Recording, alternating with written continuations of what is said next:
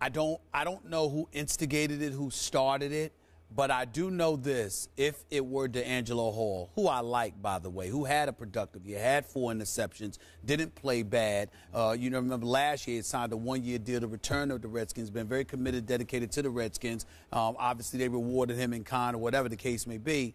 But if you're DeAngelo Hall and you're talking to a Super Bowl champion who plays your position, it might behoove you to remember that you were 3-13 last year.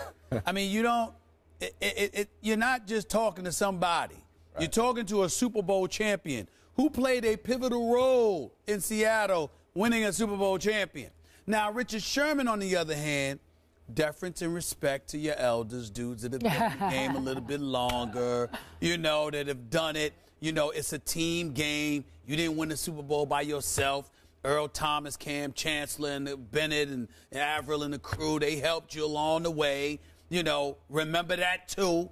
And Richard is great. And he's proven himself to be great. And I think that we have to pay attention to what Richard Sherman is doing here, because the more attention he brings to himself, the more we have to pay attention to his greatness, which is going to facilitate him ultimately getting paid. Nobody's being fooled, Richard. You're doing the right thing. He is. But we understand he's doing the right thing. We know what time it is, and you deserve your money. It's coming. It better be coming. But at the same time, try to figure out a way. Assuming he instigated it and not DeAngelo Hall, try to find a way to be respectful to your elders in the process. And if you DeAngelo Hall, bro, you talking to a Super Bowl champion when you fresh off a 3-13 season. It ain't DeAngelo Hall's fault. He always goes to, like you told me during the break, he always defends the other team's best guy. Remember years ago when he asked, he said, I ain't following no zone, anybody, no area. Give me him, the best man. I want that guy. So I respect that, and I respect DeAngelo Hall. But your team was 3-13.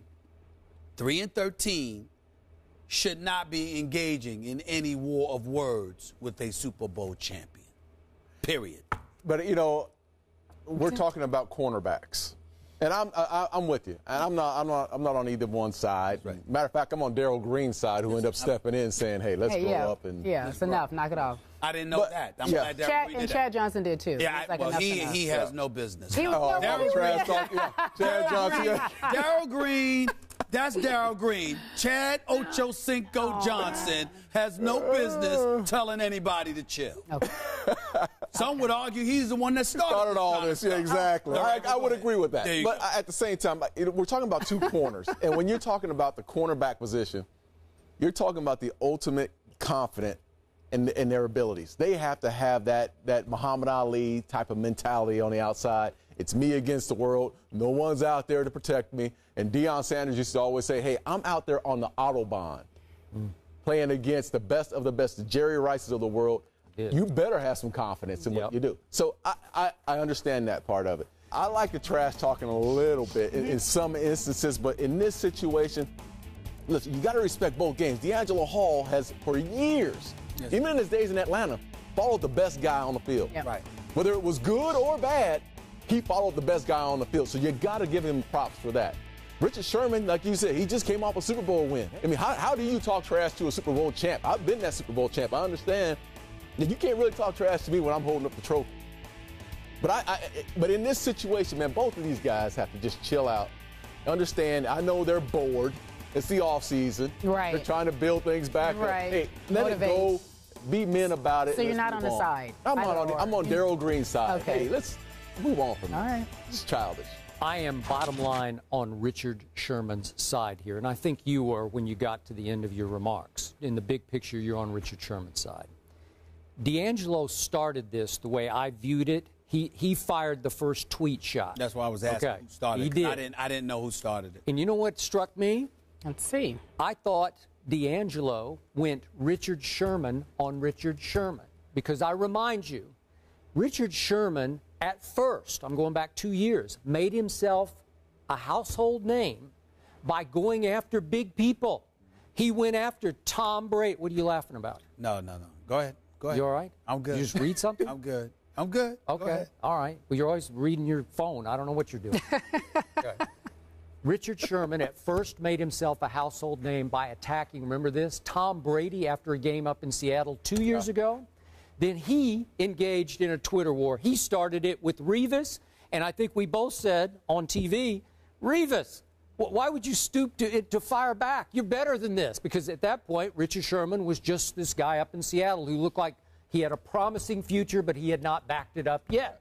And we're thinking, Revis, you're the best corner in football. Why would you go back and forth? Why would you recognize his existence? Well, now I could ask the same question of Richard Sherman. Why would you respond to 3-13? Seriously, what good does it do you? And I thought, by Richard's standards, his previous standards, his responses were pretty tame, to the point of being a little lame. You know, like he was just kind of going through the motions.